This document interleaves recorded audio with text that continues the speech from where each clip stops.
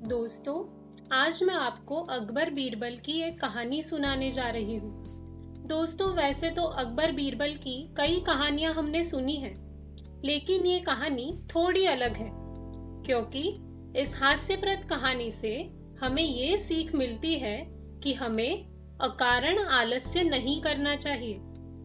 एक बार की बात है, सम्राट अकबर राज दरबार में अपने दरबारियों से राज्य की जनता के सुख दुख के बारे में जानकारी ले रहे थे। उस वक्त बीरबल वहां मौजूद नहीं थे।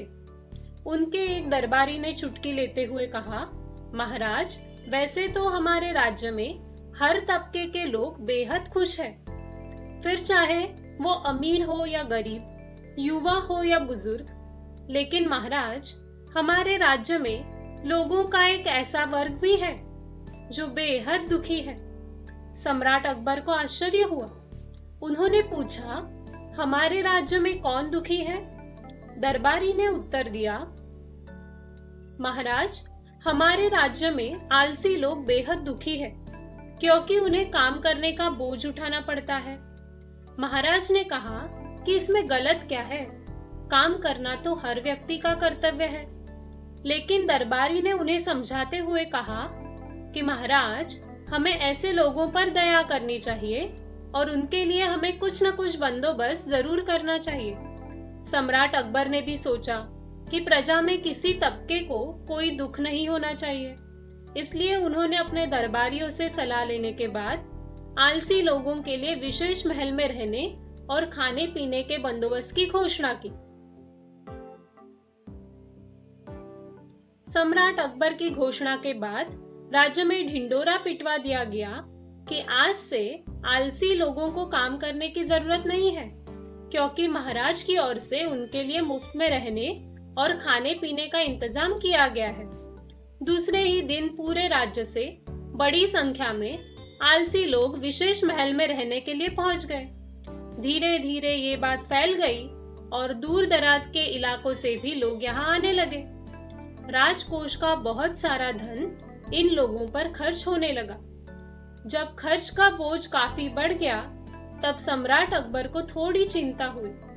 अगले दिन उन्होंने बीरबल को बुलाया और कहा, बीरबल, कुछ ऐसी व्यवस्था करो जिससे सही मायने में आलसी लोगों की पहचान की जा सके और बाकी लोगों को वापस उनके घर भेजा जा सके।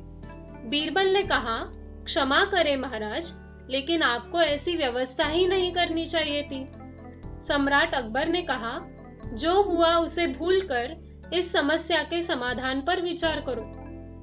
बीरबल ने पूरे मामले की जानकारी लेने के बाद उस स्थान का दौरा करने का निश्चय किया जहां आलसी लोगों के रहने की व्यवस्था की गई थी। वहां जाकर उन्होंने देखा कि इनमें से ज्यादातर लोग बिल्कुल तंदुरुस्त थे और केवल अपनी अपनी जिम्मेदारियों से बचने के लिए यहाँ रह रहे थे। इसके बाद बीरबल ने अपने गुप्तचरों को बुलाया और रात में उस महल में आग लगाने का आदेश दे दिया। रात के वक्त जब आलसी महल में लोगों ने आग की लपटें देखी तो वो भाग खड़े हुए, लेकिन उनमें से 3 लोग चुपचाप लेटे रहे, वहां से हिले तक नहीं। बीरबल भी उस वक्त अपने गुप्तचरों के साथ वही मौजूद थे। फिर वह छिपकर उन तीनों की बातें सुनने लगे। पहले आलसी ने कहा, लगता है इस महल में आग लग गई है। दूसरे ने कहा, मुझे भी ऐसा ही लग रहा है, लेकिन कौन कमबख्त अपनी आंखें खोलकर देखे। तभी तीसरे ने कहा, दोस्तों, भगवान सब की रक्षा करते हैं, क्या पता अब भी बारिश हो जाए और आग खुद ही बुझ जाए, इसलिए चुपचाप सो जाओ।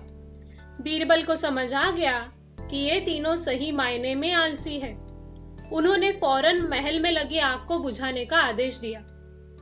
इसके बाद उन तीनों को बीरबल ने कामकाज की अहमियत समझाई और राज दरबार में दरबान की नौकरी दी।